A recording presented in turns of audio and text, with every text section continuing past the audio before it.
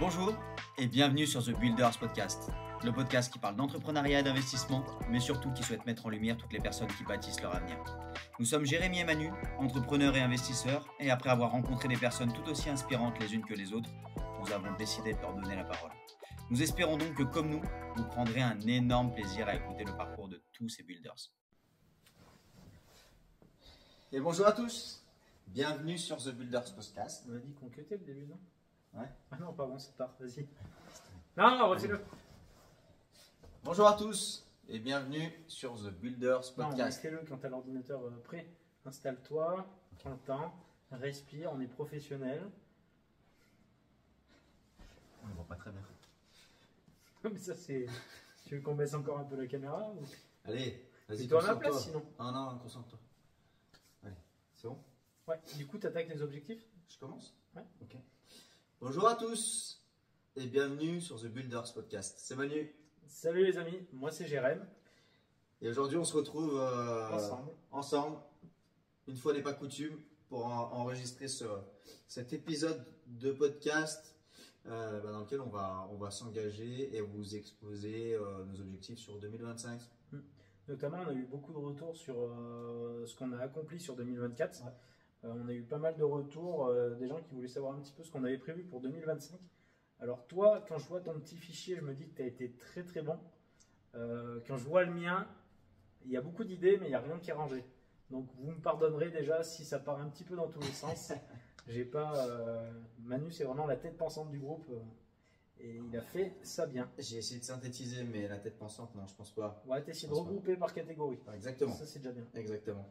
Non, mais effectivement, merci pour les retours qu'on a eu. On a eu plusieurs retours comme quoi le podcast précédent avait plutôt plu.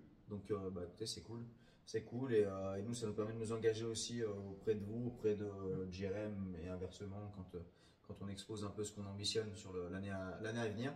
Et puis, de toute façon, on le fait comme la plupart, je pense, des auditeurs. Donc, voilà, c'est simplement qu'on le rend public, histoire de faire le maximum pour atteindre les objectifs qu'on s'est fixés. Et si ça peut donner de la motivation à d'autres personnes, Exactement. c'est toujours bien. Je commence? Vas-y. Allez. Bon. Alors, il y avait différentes catégories. Je ne sais pas si pour ceux qui ont écouté l'épisode précédent, donc il y avait une catégorie business liée à la société de vente de leads, et notamment réméré et rachat de crédit. Il y avait l'immobilier, il y avait l'entrepreneuriat, les finances, la santé, le sport, la famille et les autres catégories. Enfin, l'autre, on va dire, j'ai une autre catégorie qui s'appelle autre, dans laquelle je mets ce qui me vient à l'esprit et ce que j'ai envie de faire que je n'arrive pas forcément à classer dans ces catégories. Okay. Donc sur My Legacy, on a fini autour de 27 000 euros de CA, donc une petite année, mais voilà, pour une deuxième qui est plutôt encourageante étant donné que c'est très passif. Et là, on ambitionne de faire quasi le double, 50. Donc voilà, avec 50 leads par mois, plus réméré compris, donc 50 leads qu'on génère et du coup qu'on envoie à des partenaires. Okay. Et sachant qu'on était à, je sais plus, 2024, on avait fini à 33 leads et demi, exactement 402 à l'année. Voilà, donc ça va être les objectifs pour cette année. Je pensais pas que ça faisait autant de... Parce que dans le podcast, dans le dernier, en fait à un moment tu as dit 33 leads et j'avais compris sur l'année.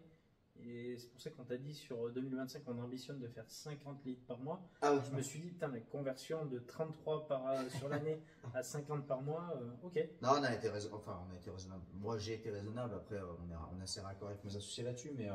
Mais ouais, non, ça fait déjà une trentaine pour un partenaire par mois. Donc, c'est plutôt cool. Ça fait beaucoup. Après, le taux de conversion n'est pas énorme parce qu'il faut savoir que les leads sur Internet sont pas forcément les leads les plus qualifiés, enfin du moins ils le sont moins qu'un lead terrain. Par contre, des leads SEO, donc sur du référencement naturel, sont souvent plus qualifiés qu'un lead avec des AdWords et qu'on va aller chercher un petit peu de partout. Du coup, je reprends, on a été coupé. Donc voilà, je disais SEO, lead SEO plus qualifié que lead SEA. Sur l'immobilier, on a pour ambition avec mes associés d'acheter 3 nouveaux biens. Donc ça, c'est plutôt bien parti, on en sera peut-être à plus, mais voilà, minimum de 3. On aimerait bien acheter des locaux commerciaux. et, euh, et de l'investissement locatif et une OP de marchand de biens. On s'est noté, donc, objectif de l'année dernière, de créer le deuxième appart. Donc là, bon, tu as vu, hein, ça a plutôt bien avancé. Donc on espère que début du deuxième trimestre, on aura l'appart qui sera prêt et qu'on pourra le lancer en exploitation. Donc ce sera une LCD à thème, sur le thème de la Grèce. Et voilà, on espère que ça puisse se lancer deuxième trimestre. Dans tous les cas, on a tourné une petite vidéo. Ouais. Je pense qu'on la sortira sur Instagram et sur YouTube en même temps pour montrer un petit peu le projet. Carrément. On a un objectif de cash flow, donc ça avec cet appart-là, on devrait l'atteindre. Et si je vais insister sur quelque chose que je me suis noté, je t'en ai parlé brièvement. Pour ceux qui ne savent pas, j'ai une casquette de bénévole pour Airbnb. Donc en fait, je fais le tampon entre Airbnb France et les hôtes du département dans lequel je vis. Et on a une réunion annuelle, et dans cette réunion annuelle, nous ont été présentés des chiffres qui nous sont réservés. Donc là, on a décidé de les partager parce qu'il y a des tips et des informations qui sont super intéressantes pour ceux qui font de la location courte durée. Donc, ce qui était important et ce qui nous a été dit, il y a 10% d'annonces en plus en 2024 contre 7% de nouveaux comptes voyageurs. Donc, ce qui fait qu'on a plus de biens sur le marché que de voyageurs. Alors, c'est à nuancer parce qu'on a eu l'année on a une année pas Covid, on a une année JO. Donc, forcément, il y a des gens qui se sont mis et qui vont s'en retirer. Mais pour autant, ça signifie que, et on en entend de plus en plus parler, il faut encore plus se démarquer. Donc avec la location courte durée à thème, avec des produits additionnels, avec des ménages irréprochables. Voilà, tous ces éléments-là sont très importants pour qu'on puisse clairement battre la concurrence et avoir un maximum de réservations. Ouais, pour moi, ce que ces chiffres veulent dire, c'est vraiment qu'on a une proposition, enfin une augmentation de l'offre, mais pour l'instant la demande, et on le sent, il y a beaucoup plus de dernière minute. On est moins plein qu'avant. Pour l'été, d'habitude, moi je commençais déjà à avoir des touches, là pour l'instant j'ai rien. Et pourtant, nous on a le Tour de France qui va passer cet été qui attire toujours énormément de monde. Et là pour l'instant, on voit que les gens sont un petit peu en stand-by. Ouais. Alors, comme tu dis, on a eu les JO, on a eu aussi le fait de ne pas avoir de gouvernement. Oui. Où tout le monde le dit, hein, vous allez dans n'importe quelle industrie ou chez les banquiers ou autre, et vous leur demandez, en fait, les gens, quand il n'y a pas de gouvernement, ils décident de ne plus faire de choix.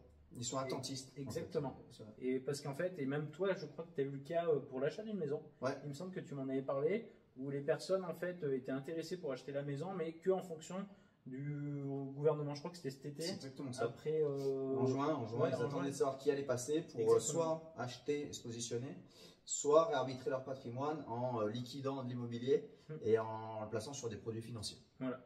Donc, si vous faites de la courte durée, ne vous inquiétez pas. Comme dit Manu, par contre, démarquez-vous. Qualité irréprochable. Et puis, il n'y a que les plus forts qui resteront. Donc, en ce moment, il faut faire un petit peu le dos rond. Beaucoup de dernières minutes. Donc, n'hésitez pas à ouvrir sur du une nuit. Et puis, voilà. Normalement, on va passer tranquillement cette petite période. Moi, je ne suis pas inquiet. En termes de taux d'occupation, on est toujours très bien. Donc, pas d'inquiétude que ça avance pas. Et avec toutes les lois qui sont en train de pondre, tous ceux qui sont en microbique et qui se retrouvent beaucoup plus imposés qu'avant, je pense qu'il va y avoir un petit nettoyage qui va se faire. Pour moi, il aurait déjà dû se faire un petit peu avec l'URSSAF. Tous ceux qui ont dépassé les 23 000 euros de revenus de LCD et qui sont retrouvés à cotiser à l'URSSAF, ça ne s'est pas encore fait, mais je pense que là, avec tout ce qui sont en train de changer par rapport au LMNP ou autre, ça va commencer à faire un petit tri. Non, mais c'est clair. C'est clair, ça va être, comme on disait, c'est qu'il y a des logements qui ont été mis en location courte durée pour les JO. Les JO, ils ont marché, mais personnellement, moi, là où je suis, je pense que c'est un peu la même chose chez toi. J'en ai pas ressenti énormément de bénéfices. Non, parce que nous, on n'était pas vraiment sur les lieux où il y avait les JO. Exactement. Par contre, c'est sûr que encore sur Paris, je serais vraiment curieux d'avoir les derniers chiffres, parce qu'au dernier moment, il y avait quand même beaucoup d'hôtels qui se plaignaient de ne pas être pleins. Donc, avoir vraiment, je crois pas qu'il y ait eu les chiffres de la fréquentation des JO ou autre par rapport à un été classique à Paris. Alors, savoir un petit peu. Nous, ils nous en ont parlé, mais honnêtement, je les ai plus en tête les chiffres. Ça a bien fonctionné pour Airbnb forcément, mais je ne saurais pas les redonner. Par contre, il y a un deuxième élément super important. Alors moi, il faut savoir que ça fait Ça fera bientôt 10 ans que j'ai commencé la location courte durée. J'avais commencé à l'époque avec l'appartement dans lequel je vivais qui était à ma mère. Je t'en ai parlé de ça. Non. Et en fait, j'étais donc en déplacement, j'étais démonstrateur et forain en fait, donc j'étais vendeur sur les foires. Donc du coup, j'étais en déplacement toute l'année. Et j'avais proposé à ma mère de mettre en location l'appartement sur Airbnb. Donc j'ai commencé il y a ouais, quasiment 10 ans. Et je suis un fervent supporter des investissements en campagne, à la différence de pas mal de personnes qui investissent dans des villes, de peur qu'il n'y ait pas assez de traction en campagne. Ça fait un moment que je défends ces éléments-là, et encore plus sur la courte durée, parce qu'on se rend compte que le prix au mètre carré est vachement plus avantageux en campagne qu'en ville, ça c'est mathématique. Et il y a des rentabilités qui peuvent être très intéressantes en campagne, sachant qu'on remplit quasiment de la même façon. Après, forcément, vous allez peut-être louer un petit peu moins cher qu'un appart en centre-ville. Mais voilà. Donc, information deuxième très importante, c'est qu'Airbnb, de par son directeur France, Clément Herly, nous a dit qu'ils allaient mettre un maximum de moyens sur les Airbnb en campagne. Alors, ils ne nous ont pas dit quand, comment, mais en fait, ils veulent inciter les voyageurs français en fait, ils veulent développer le tourisme en France et inciter les touristes français et étrangers, mais surtout français, à voyager en France. Voilà. Donc, il va y avoir des moyens au niveau com, je pense. Il va y avoir différents moyens. Ils ne nous ont pas forcément donné plus de détails là-dessus. Mais en tout cas, l'idée principale de la présentation qu'il nous a faite, c'est on va mettre le focus sur les Airbnb en campagne. Okay. Donc ça, j'avais noté des avantages, prix de mètre carré faible, donc c'est ce que je disais, moins de concurrence à l'achat, forcément, parce que la plupart des investisseurs vont regarder ce qui se fait plutôt en ville. Plus facile de se démarquer de la concurrence, je m'explique, que ce soit de la courte durée ou de la longue ou moyenne durée. Quand on voit, vous baladez sur le bon coin et vous allez dans un petit village et vous voyez ce qui se fait, en règle générale, c'est des apparts qui sont pour la plupart éclatés, avec les meubles à mamie. Et ne serait-ce que vous remettez une cuisine neuve et vous refaites une salle de bain, déjà vous démarquez de la majorité des concurrents. J'ai noté moins de lois aussi au niveau des avantages, parce que nous, toutes les contraintes qu'Airbnb est en train de mettre en place, alors il y en a certaines qui bien évidemment nous touchent parce que c'est général, mais on n'est pas prêt en campagne d'avoir des restrictions au niveau location. Et je dirais même pas prêt. Pourquoi? Parce que moi je le constate avec les endroits où j'investis, en village du coup, et les maires et les mairesses sont plus enclins à nous dérouler le tapis rouge un peu, parce qu'en fait on amène du monde, on fait consommer local, parce qu'on a tous des process et on a mis en place des choses qui incitent les voyageurs à consommer local. Donc en fait c'est plutôt très très très bien vu. Et l'inconvénient, enfin les inconvénients, mais en fait j'en ai un en priorité que j'ai noté, c'est le personnel qui est plus difficile à trouver. C'est-à-dire que femme de ménage, équipe de ménage, moi j'ai des endroits où j'ai du mal, et il faut toujours avoir un backup avec une seconde équipe de ménage, et c'est souvent très difficile d'en avoir une bonne, ou alors, et dans le meilleur des cas, d'en avoir deux. Très voilà, bien, on voulait insister un peu là-dessus.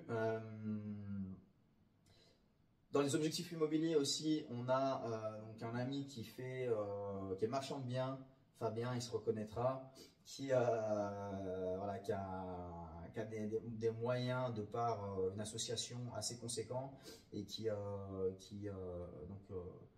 nous a proposé un autre collègue et moi de s'associer sur mon secteur. Donc l'idée c'est de trouver un bien pour une opération de marchand de biens. Alors là on parle de gros montants, autour d'1 million d'euros sur notre secteur, et qu'on ait une offre acceptée. Donc ça fait partie des objectifs annuels. J'ai mis offre acceptée parce que après le temps de déboucler tout ça, sur des montants comme ça, ce sont des négociations qui mettent souvent plus de temps que quand tu achètes un petit studio à 30 000 balles, quoi. J'ai noté aussi en dernier point sur l'immobilier, d'arbitrer mon patrimoine. Donc pour ceux qui ne le sauraient pas, je suis en train de vendre plusieurs appartements qui sont loin de chez moi, parce que en termes de gestion ça me prend trop de temps, en termes de délégation ça me mangerait une grosse partie de mon bénéfice, de mon cash flow. Donc tu veux éviter l'IFI aussi, c'est l'impôt sur la fortune immobilière. C'est ça, je vais éviter l'IFI. Et non, si, je t'avais pas parlé de ça, j'ai négocié. Alors, pareil, un point important, la négociation, enfin, dans tout ce que vous faites, il y a possibilité de négocier. Et là, on avait un différé sur un bien de 2 ans. On a eu énormément de soucis à gérer ça à distance avec les travaux, etc. Donc, on arrive bientôt aux 2 ans et tous les appartements qui devaient être rénovés ne sont pas faits. Et donc, j'ai renégocié encore 7 mois, si je ne dis pas de bêtises, 6 ou 7 mois de différé supplémentaire auprès de la banque. Donc voilà, des fois on est borné par rapport on se dit la banque c'est carré, c'est comme ça, etc. Bon, ça coûte rien d'aller demander si vous présentez des bons arguments et que vous amenez les choses intelligemment. Ben, la preuve en est, j'en suis l'exemple, ça a pu passer. Donc voilà. Et pourtant, quand j'y suis allé, je pensais pas du tout pouvoir arriver à mes fins. Mais voilà, je me suis dit ça coûte rien. Au pire des cas, le seul risque c'est qu'on ait un an. Comme tout à l'heure quand tu as appelé Free. Quand j'ai appelé Free, on partagera un petit réel là-dessus. Ouais. Mais il m'a fait faire une belle économie, ça me paye les billets pour la Thaïlande. C'est ça. L'entrepreneuriat, donc je me suis fixé un objectif de CA. Donc moi j'ai un statut d'auto-entrepreneur. Je me suis fixé un objectif de CA financier. Je me suis fixé aussi, ça c'est un point très important, de lancer un business en ligne dans l'année. Parce qu'on ambitionne d'aller vivre à l'étranger d'ici 2 ans, entre 2 et 3 ans. Et alors j'arbitre mes activités, j'ai plusieurs activités qui me prennent tout un peu de temps. Et l'idée c'est d'en arbitrer pour me focus plus sur business en ligne, transactions immobilières. Et laisser un peu de côté notamment la partie conciergerie, mais c'est ce que j'ai expliqué dans le podcast précédent déjà. Niveau finance, j'ai réaugmenté un petit peu mes épargnes par rapport à ce que j'ai fait cette année. J'ai multiplié par 2. Maintenir l'épargne que j'ai actuellement. Non, augmenter légèrement l'épargne que j'ai actuellement, donc 14% supplémentaire par rapport à ce que j'ai actuellement. Et atteindre un patrimoine net de 25% de plus que ce que j'ai actuellement. Ça représenterait quoi? Tu peux le dire ou... Non, je préfère rester discret là-dessus. Ok. Toi, tu le sais, tu le verras, mais. Forcément, quand on est à l'IFI, c'est. C'est ça, exactement. Ok. Et du coup, comment tu envisages d'augmenter ton patrimoine net en vendant des appartements que tu as déjà? Alors, déjà, je vais récupérer une plus-value. Donc, une plus-value qui est aujourd'hui une plus-value latente. Et en fait, avec cette plus-value latente, je vais pouvoir aller relever de la dette, voire l'investir pour le faire fructifier avec un business en ligne ou autre. Sachant que je lance un business en ligne, j'ai bien mis je lance, parce que le but, c'est pas que ça. Enfin, l'idée, c'est que ça explose le plus vite possible. Mais mon objectif annuel, c'est qu'il soit lancé. Et après, le faire évoluer. On a 2 ans, entre 2 et 3 ans pour partir. Donc, c'est de se dire, dans 2 ans et demi, par exemple, quand on part, on a un business qui nous rapporte suffisamment pour payer les charges et puis voilà, avoir d'autres activités à côté. Voilà, après sur la partie santé, alors j'en ai plusieurs, mais je me suis noté de vous parler. Alors, il y a sport, santé, j'en avais peut-être parlé sur le précédent. En fait, on avait prévu de faire une Spartan sur 2024. On s'était dit peut-être qu'on la fera. On va la faire sur 2025 si les collègues avec qui on en a parlé sont toujours chauds. Donc ça sera en juillet à Morzine.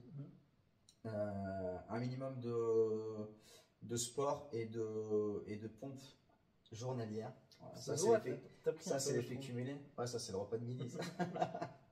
Et puis surtout hors business et hors investissement. Donc voyage, j'ai ma compagne qui fête son anniversaire. Je dirais pas l'âge. Son 25e. Voilà, son 25e anniversaire. Et voilà, une année importante. Donc son cadeau, c'est un gros voyage. Donc on va partir au Brésil. Donc je m'étais dit. De quoi? Elle est au courant. Ah. Ouais, parce que je le précise, c'était une surprise, mais en fait, il faut faire des vaccins. Et quand tu fais les vaccins, je voulais pas que ce soit le médecin qui lui dise, en fait, ouais, pour aller au Brésil, il vous faut tel vaccin, tel vaccin, tel vaccin. Donc il y a un moment, j'étais obligé de lui annoncer. Donc on part une quinzaine de jours au Brésil en février. Cette année, j'ai l'habitude de faire au moins un événement par an avec les gentlemen investisseurs, donc Tony et Yann. Cette année, j'ai refocus ce budget-là sur des voyages en famille. Je ne sais pas si tu en avais parlé de ça. Donc voyage en famille. Donc moi, quand j'ai commencé l'immobilier, un de mes objectifs, c'était d'un jour pouvoir payer un voyage à ma mère et un voyage à mon père, entre autres, mais qu'on parte que tous les deux, donc que ma mère, mes parents sont séparés, donc que ma mère et moi, et que mon père et moi. Donc c'est chose faite, ça a été leur cadeau de Noël. Et c'était très émouvant d'ailleurs, parce que tu vois, ils ont presque, mon père il est très froid, il montre jamais rien, tu vois, il avait les yeux larmoyants, donc c'était un bon moment. Donc on part avec mes parents et on va se faire au minimum un voyage aussi en famille, et il est déjà prévu. Ok. Donc en fait là, le début d'année, je vais pas souvent être là, parce qu'on fait Brésil en février, on fait Espagne en mars, et je fais 2 fois Portugal, Porto et Faro en avril et en mai. Ok. Voilà. Donc début Nous, d'année. j'ai à peu près fait le même cadeau à mes parents. Ah ouais? Ouais, on va en Espagne, on va à Alicante Stylé. pour le Stylé, week-end de stylé. Pâques. Et alors, moi, mes parents sont ensemble Ouais, et on y va. Du coup, j'ai pris les billets pour mon frère, sa copine, Eva et moi et mes parents. trop bien. Et on va passer un petit, Trop bien. petit week-end ensemble. Puis c'est kiffant de pouvoir faire plaisir. Enfin, moi, je prends plus de plaisir à faire plaisir, tu vois, qu'à m'acheter, j'en sais rien, une bagnole. Ou alors après, je roule avec une bagnole. Moi, je m'en fous un peu, tu vois, mais de m'acheter, j'en sais rien, un truc dernier cri. Un iPhone, par exemple. Un iPhone ou un bon Samsung, voilà, un bon Samsung qui vaut bien autant qu'un iPhone, tu vois. Et, et ouais, voilà, donc vraiment, vraiment plaisant. Et ça faisait partie des objectifs. Et en fait, ils sont déjà planifiés, donc c'est un bon point. Maintenant, il va falloir cravache pour entrer de l'oseille parce que ça coûte un peu de rond. Et du coup, tu as pris les billets déjà ou? J'ai tout pris, billets, Airbnb, il y a juste des vols internes pour le Brésil. Donc, autant dire qu'il y a encore un petit billet à mettre, des vols internes pour le Brésil à prévoir. Et puis, on a une excursion en Amazonie sur au moins 2 jours qu'on va faire, Ok. normalement. Donc ça, c'est pareil, il faut prévoir le guide, enfin, Ouais. tout le travail. Et puis j'augmente, moi vous savez que j'ai un défi cumulé, c'est mon livre préféré et que ça régit une grosse partie de ma vie. Et j'ai commencé à lire ce livre et à m'imposer de lire tous les jours. Donc j'augmente mon nombre de pages par jour. Alors c'est minime, mais voilà, je l'augmente et je sais que en l'augmentant petit à petit, de toute façon en général je me dépasse tous les jours, donc je lis de plus en plus. Et c'est pareil avec les pompes, et c'est pareil avec des étirements. Je me suis mis des étirements. Je suis tendu moi comme une crampe. Donc, tu vois, t'as la rêve, quoi. Et du coup, voilà, ce sont des choses dont, vu que j'ai des problèmes de dos et tout, tu vois, que je vais m'imposer et que je m'impose depuis déjà début décembre. Et ça fait du bien. Ok. Voilà, j'ai tout balayé, moi, de mon côté. Putain, c'est beau, hein. Alors, je suis pas sûr d'être aussi précis. J'ai un peu tout partagé à la zone, moi, tu vois. Ouais, mais il suffit de les remettre en. Ouais, bon, il y ça en n'a a, pas de. il y en a pas pour trop longtemps en termes de business. L'idée, moi, c'est plutôt de se focus sur.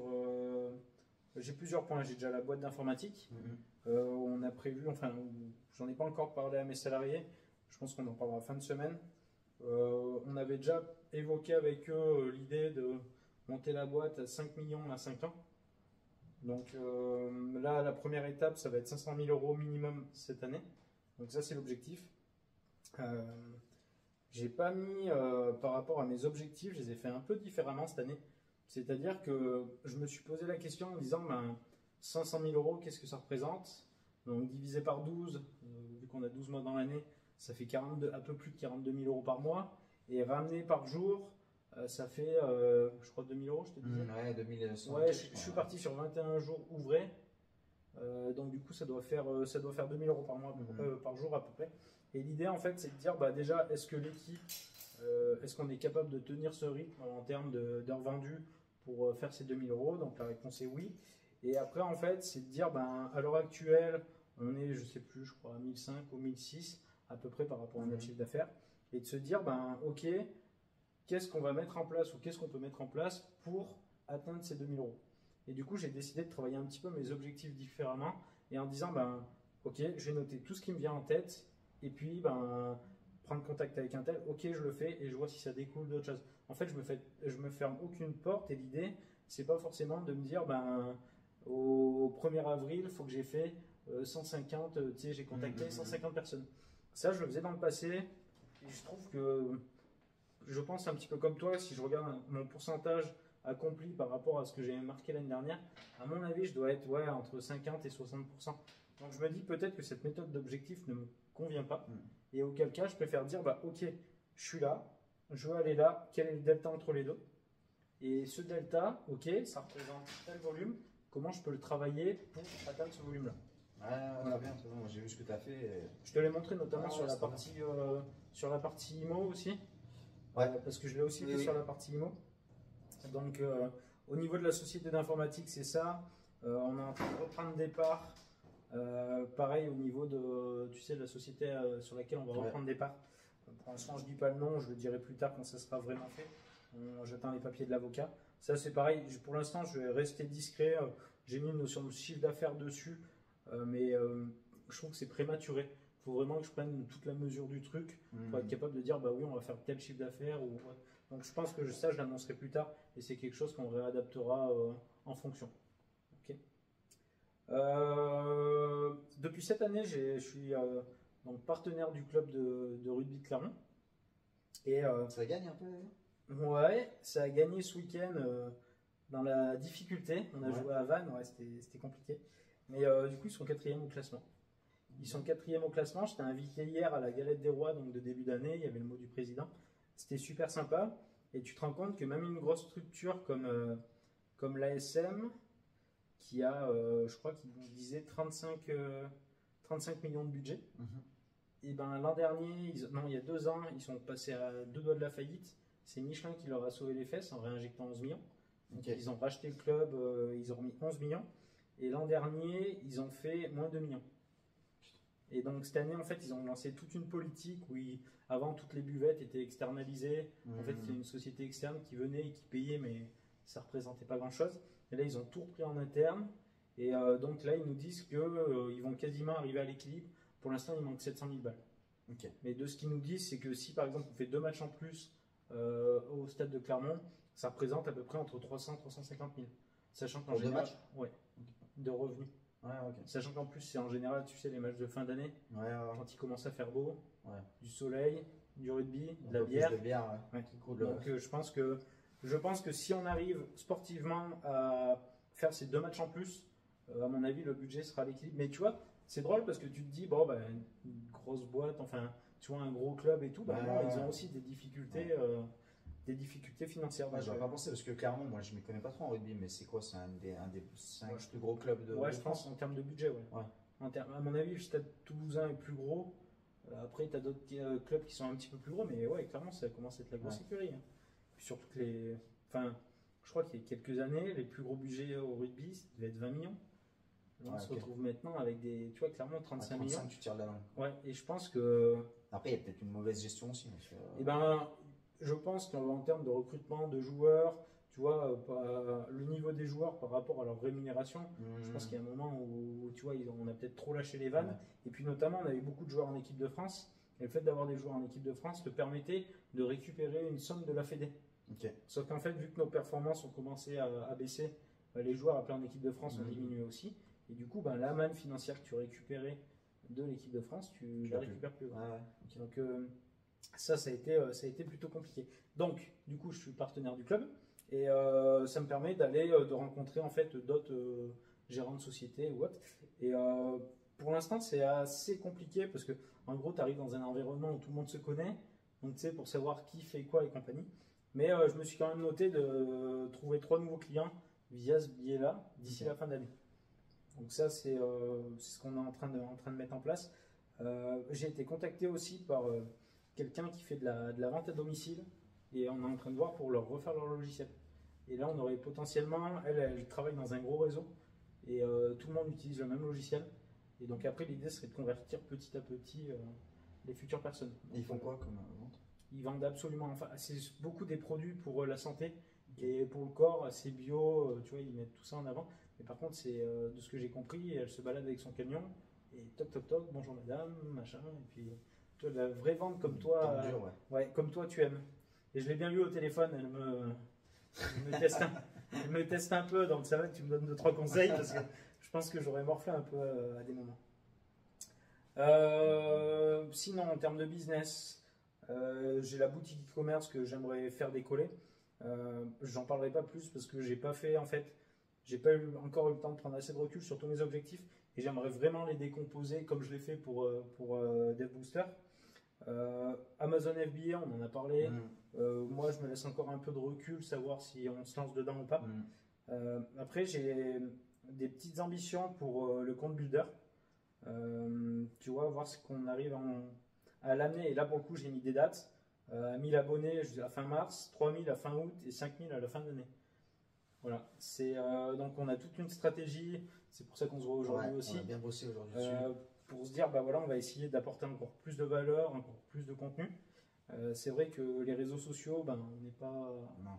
Moi, hormis partager des conneries de mes chats sur Instagram, je suis pas je suis pas le meilleur. Et l'idée, c'est de se dire, ben, en fait, on comprend que si on veut progresser, on va pas avoir d'autre choix que de passer par là. Complètement. Ça, c'est quelque chose qu'on a compris, et puis on le voit notamment avec les personnes qui sont à peu près dans les mêmes thèmes que nous, ou qui sont peut-être plus orientés immobilier, où on voit qu'ils arrivent à avoir des comptes qui explosent. Et nous, c'est vrai qu'on a fait un an, on est content de notre année. On le faisait pas forcément avec l'objectif d'exploser sur les réseaux, mais on se rend compte que c'est important aussi, et puis ne serait-ce que pour remplir les séminaires, pour se faire connaître, pour aller chercher de la légitimité vers même d'autres personnes à interviewer. Je pense qu'il faut qu'on passe par là. Donc voilà, petit à petit, on va essayer vous allez voir un petit peu plus de réel, vous allez voir un petit peu plus nos têtes, je pense. Je pense pas qu'on va faire beaucoup de sponsorisés, enfin qu'on va payer de la pub. Pour l'instant, on l'a fait une fois pour le deuxième séminaire, enfin pour le premier séminaire CrossFit. Je pense pas qu'on le refera pour l'instant. Pas pour l'instant. L'idée, c'est aussi d'identifier des besoins et peut-être de sortir des petites formations ou des petits trucs sur nous, comment on a l'habitude de bosser ou des choses qu'on fait. Notamment, toi, je sais que tu as une petite idée en tête. Moi, j'en ai une aussi. Donc voilà, essayer de proposer des choses cohérentes qui peuvent répondre à l'audience qu'on a. Et puis voilà. Et puis essayer de travailler un petit peu d'affiliation, notamment pour des produits qu'on utilise au quotidien. Moi, je sais que j'aime bien par exemple Season, donc je suis en train de voir avec eux si on peut essayer de gratter un petit code promo. Parce que mine de rien, moi je commande 10 plats par semaine, ça me coûte 79,90 €. Là déjà, je leur ai fait une petite négo la dernière fois, juste en disant, bah, je sais pas si je vais me réabonner. Ils m'ont dit, ok, on vous fait 10 € en plus, 10 € offerts. Je me suis dit, oh, bah, c'est super sympa. Ouais. Du coup, j'ai stoppé mon abonnement une semaine et j'ai repris. Du coup, j'ai économisé 10 balles et puis ça tombe en fait quand nous on sera en vacances.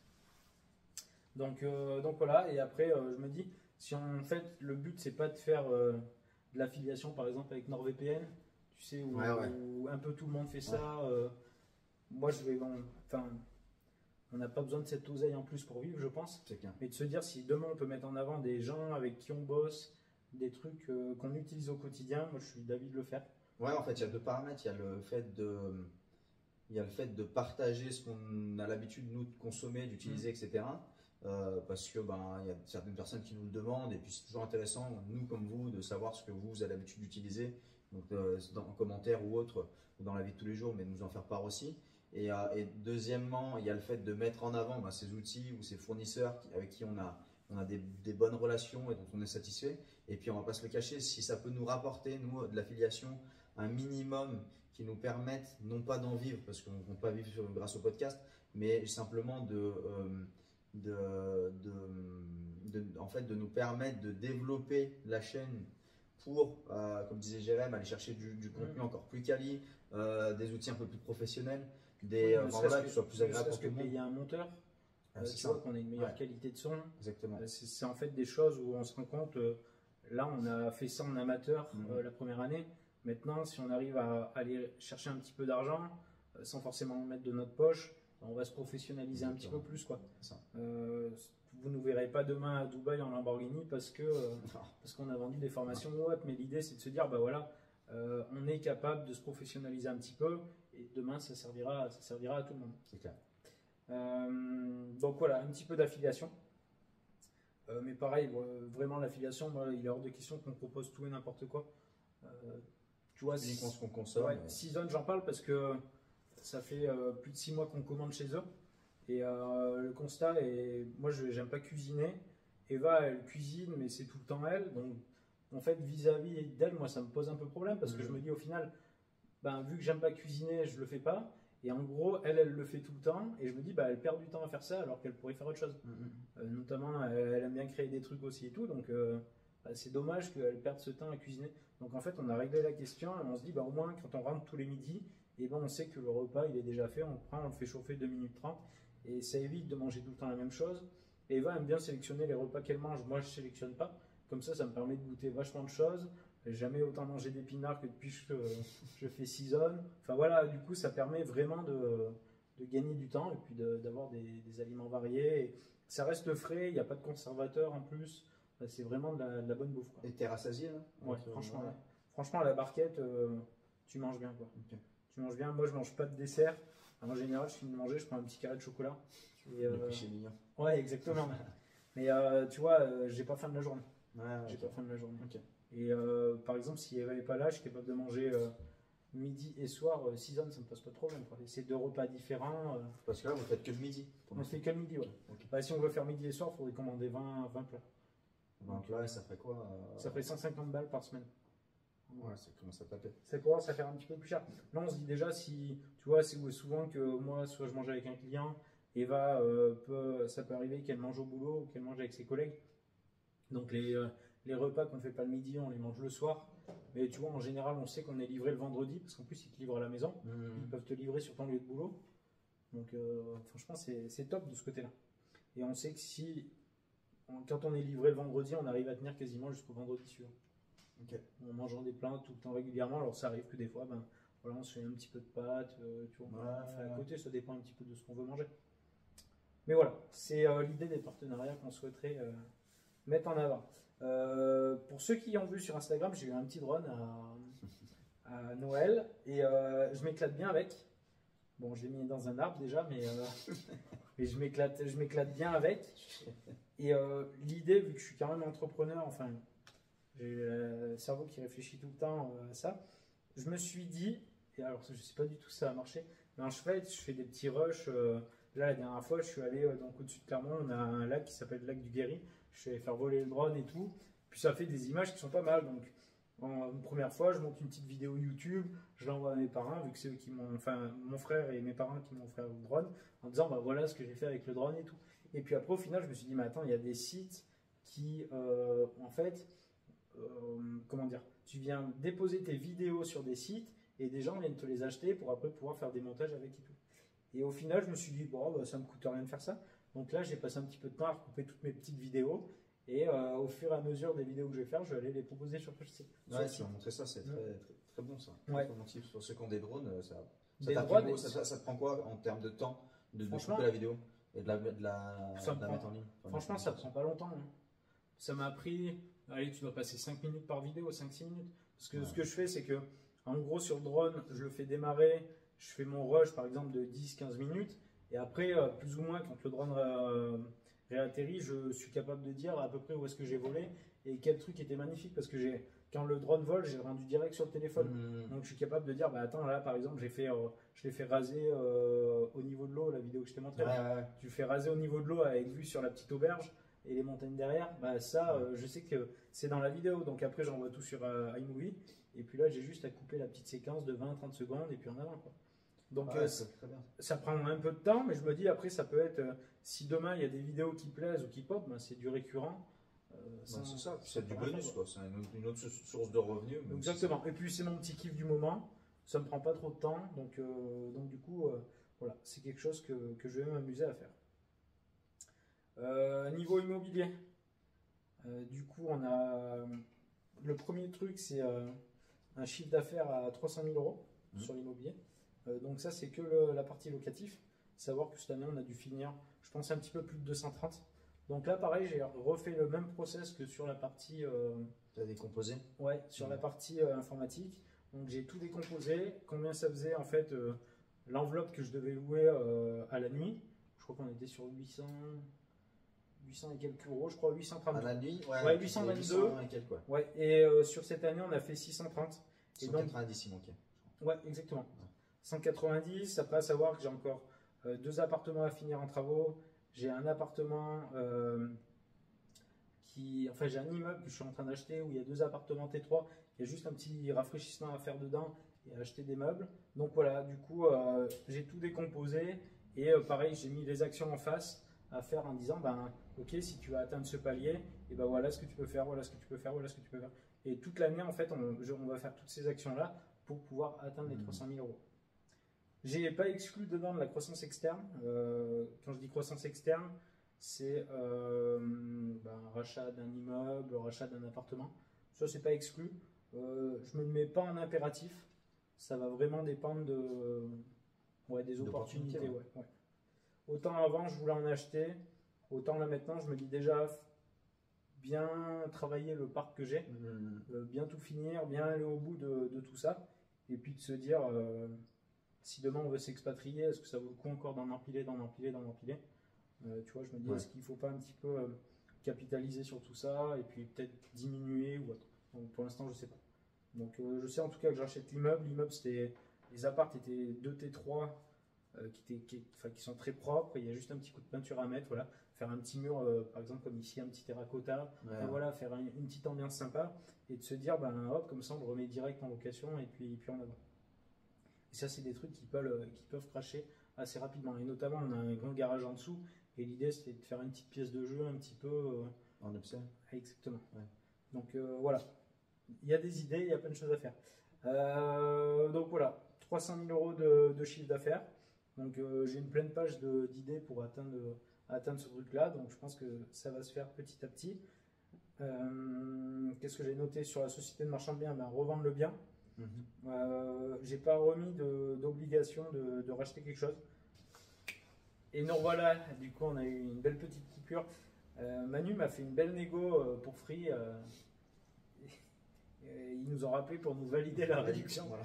C'est vraiment sympa qu'ils nous rappellent. C'est acté, c'est bien. Ça.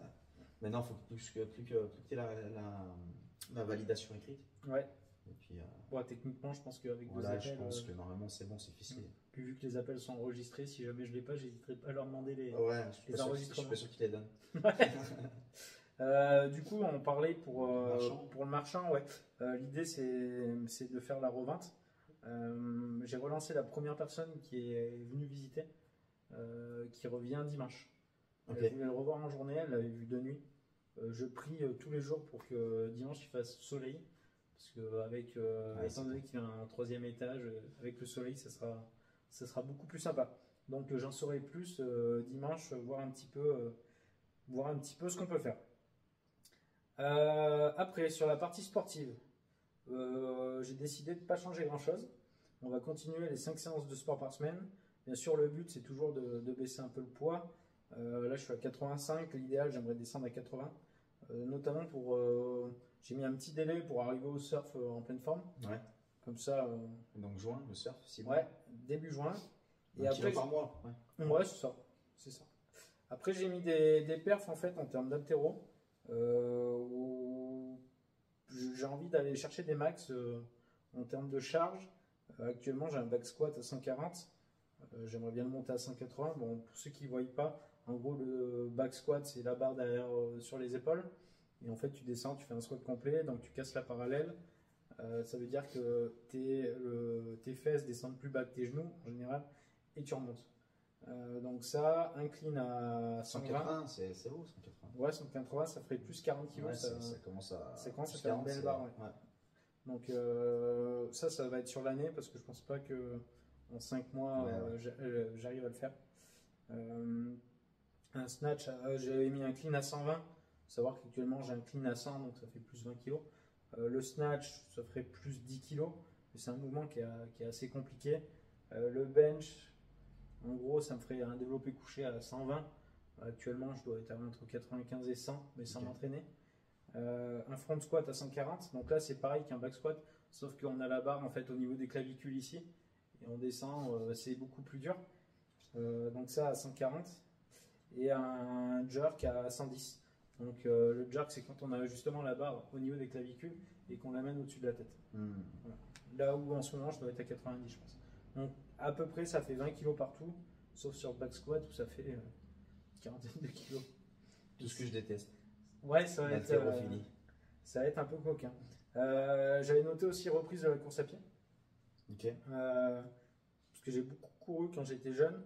Et notamment, ça me fait un peu marrer parce que beaucoup de personnes de mon âge, enfin tous mes potes, font des marathons, des machins, et vas-y sur Strava. Et tout ce qu'ils font là, moi je l'ai déjà fait il y a 10 ans, j'ai déjà fait semi-marathon. Ouais. Et tout le monde me dit, putain, mais tu fais pas de course à pied toi? Je dis, bah en fait, ce que vous avez déjà fait, en fait, ce que vous faites, moi je l'ai déjà fait. Donc ça m'intéresse plus. Que, tu vois, Ouais. comme tu me disais, les Spartans, j'ai déjà fait aussi. Et ouais, ça T'as envie de m'intéresse refaire, plus d'en faire, ouais. Et là, tu pourrais t'entraîner avec eux, avec tes potes? Non, non, Non. là, l'idée c'est reprise de la course à pied pour moi. Et en fait, j'aimerais bien faire un Aerox cette année. Donc Ouais, je pense plutôt vers septembre-octobre. Et le problème de l'Aerox, tu as 8 ou 9 km de course à pied. Si premier kilomètre c'est compliqué. Tu descendrais, en partant de chez toi, tu descendrais la bagnole en bas de la pente ou tu tapes la pente sur le retour, là, en Non. dernier Non, je pense que je pars avec la bagnole, je la gare en bas. Et, Parce qu'elle fait mal, celle-là. ah ouais, oui, j'habite. Perché. Je vais pas dire, ouais, je vais pas Perché dire sur le la nom de la rue, colline. je vais pas dire le nom de la rue. Mais oui, oui, j'habite, je crois qu'il y a entre le bas de la rue. T'as un bon délire, non? Ouais, je pense qu'il y a 80 mètres de Ouais, dénivelé ouais. entre les deux. Avec un bon dénivelé. Ouais, ouais. Et puis sur une distance très courte, quoi. Ouais. Sur une distance très courte, je pense qu'il y a des moments, on doit être ouais, peut-être 17-18%. Ouais, je pense. La dernière fois, mon frère était venu en vélo de chez mes parents, j'ai monté. Bon, il s'est arrêté genre au milieu de la côte, j'ai fini de le monter en haut le vélo. Il a pris une belle suée. Hein. Ouais, Et pourtant, il y avait 150 mètres à faire. j'imagine. Donc voilà, niveau sport, c'est plutôt ça, et réussir à faire un petit Aerox. Niveau finance, je me suis renoté de re-rentrer sur mon PEA. Ah bon? Ouais. Alors Bah, que t'as tout enlevé? alors j'avais tout enlevé pour payer des travaux. Ouais. L'idée maintenant, c'est techniquement arriver vers septembre, on aura quasiment fini les travaux partout. Donc l'idée, c'est de re-rentrer maintenant sur le PEA. Ok. Voilà. Et notamment, on en avait discuté, et j'avais dit, ben, mon argent est mieux utilisé en ce moment sur l'immobilier parce que c'est ce qui me rapporte le plus. Et en effet, et maintenant, une fois que tous les travaux sont faits, ou alors après, si demain on a un autre projet immobilier, peut-être que je ne retournerai pas sur le PEA. Après, moi je regarde un petit peu ce qui me ramène le plus. Je sais que le PEA, les ETF, ce que tout le monde dit, c'est 8% par an, même s'il y a des années ça baisse ou up, mais si tu regardes sur un plus long terme, c'est à peu près 8% par an. Je sais que sur de l'immobilier, on peut aller chercher beaucoup plus, donc ça va dépendre un petit peu. Mais voilà, je pense que je vais remettre un petit peu d'argent aussi en bourse, ça permettra d'équilibrer un peu. J'avais noté de doubler le patrimoine, ouais, c'était là. Doubler le patrimoine. Doublé? Cochon. Plus 100%? Patrimoine net, ouais. C'est beau. Ouais, déjà il y a l'immeuble qui est bien acheté. Finir de valoriser les appartements où j'ai pas fini les travaux. Ouais. Et puis, mine de rien, on rentre en amortissement du crédit de la maison à partir de février. Et on va être quasiment à 8 000, entre 7 et 8 000 euros de crédit remboursé par mois. Sur la maison? Non, en non, total. surtout. Tu m'as fait peur, je me disais à la maison. Ouais, la maison, non, non, non. Ouais, ok. Non, donc, tu vois, je crois qu'on passerait. En gros, j'ai une valeur de parc entre 250 et 300. Ouais. Et l'idée, ça serait de passer entre 500 et 600. Quoi. Ouais, ok. Donc voilà, il va falloir sortir un peu les doigts. Ouais. Mais c'est pas impossible. C'est pas impossible. Et puis, j'avais entendu justement, j'avais écouté le podcast de Delphine Pinon qui parlait un petit peu de son année 2024 et elle disait, chiffre d'affaires 1 million.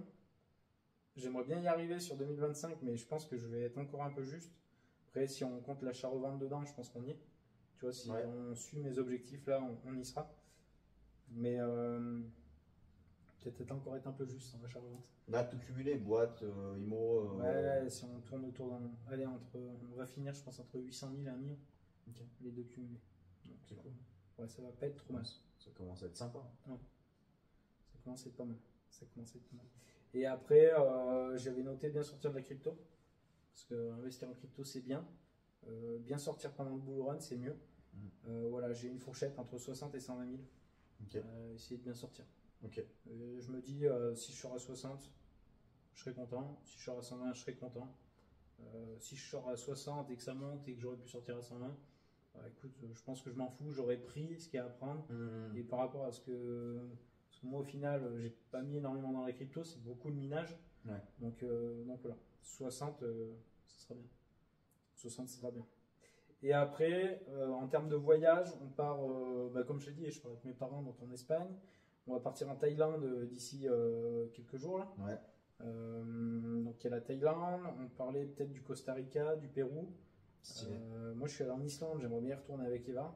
Ok. Donc voilà, on n'a pas mis de date en face des voyages, mais petit à petit c'est ce qui va se mettre en place. Et après, dans les trucs autres, j'avais noté retourner à Dubaï. Ouais. J'aimerais bien y retourner encore. Et faire un vol en Ça business. fera une troisième fois. Ouais. Et faire un vol en business. Ouais. Tu Pas en sais- première, hein, en business. Donc c'est déjà, tu prends ton prix du billet, tu fais x3. Ouais, voilà. Mais tu sais que Cheikh nous l'a dit, hein, quand tu commences à goûter à Ouais, ça, je- après, tu peux plus voyager en normal. Justement, donc c'est un petit peu l'idée. Et de se dire pour que là-haut ça déclenche des trucs en disant bah putain, attends, on a goûté à ça. Maintenant, il faut trouver les actions pour y goûter tout le temps, quoi. Tu vois, c'est une bonne façon de faire. Il y en a qui le préconisent d'aller des fois se louer une belle bagnole ou suivant les objectifs qu'on a, voyager en business ou autre pour, euh, pour titiller un peu le cerveau Exactement. et lui faire comprendre que bah, c'est plaisant et se motiver à. Et c'est pas une question, c'est pas juste rêver, pas de juste dire ah, je l'ai fait une fois, mais être capable de switcher, de se dire ok, c'est tel prix, on a ce service en face, comment on fait pour être capable de le faire à chaque fois. C'est vraiment ce switch-là que je veux avoir. Donc voilà. Eh ben bravo, top. Ouais, bravo. Ouais, On fera le bravo, bilan à la fin de déjà, l'année. ça fait des beaux Ouais, ça va beaux être, objectifs. Je vais y arriver. Ça va être sympa. Ouais. Ouais, Ça va ça être sympa. annonce du très beau. Bon, bah top. On a fait un bon petit tour. On n'est pas trop mal, ouais. On n'est pas trop mal. J'espère que tout a bien enregistré. Parce qu'on est sur un nouveau téléphone qui n'est pas un iPhone. Et j'avoue que ça m'inquiète un peu. Ça ne met pas bien. Ça ne met pas bien. Bon, en tout cas, merci pour l'écoute jusqu'à la fin. Pour ceux qui sont restés jusqu'à la fin. Et on vous dit à très vite. Ciao, ciao. D'ailleurs, ceux qui sont restés jusqu'à la fin, commentez Oseille. Comme ça, on sait que vous êtes restés jusqu'à la fin. Allez, on la tente. Allez, Ciao. Oseille. Ciao à tous et bonne année. Bye.